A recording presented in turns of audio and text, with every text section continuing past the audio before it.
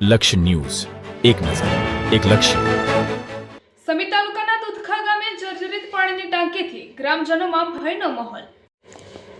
સમી તાલુકાના દુધખા ગામે જર્જરિત પાણીની ટાંકીથી ગ્રામજનોમાં ભયનો માહોલ. પીવાના પાણી માટે ઉપયોગમાં લેવાતી ટાંકી હાલ ગંભીર રીતે જોખમી હાલતમાં.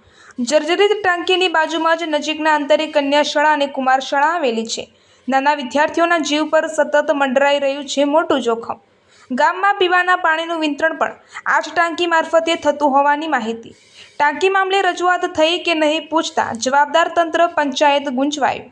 સરપંચ અને તલાટીએ સ્પષ્ટ જવાબ ન આપી શકતા અનેક સવાલો ઊભા થયા. ગંભીર બેદરકારી સામે ગ્રામજનોમાં ભારે રોષ અને ચિંતા. કોઈ મોટી દુર્ઘટના થાય તે પહેલાં તાત્કાલિક કાર્યવાહી કરવાની ઉઠી માંગ. દુધખા ગામની જર્જરિત ટાંકી હવે તંત્ર માટે બન્યો કસોટીનો મુદ્દો. રિપોર્ટર પંકજ સાધુ, રાધનપુર, પાટણ.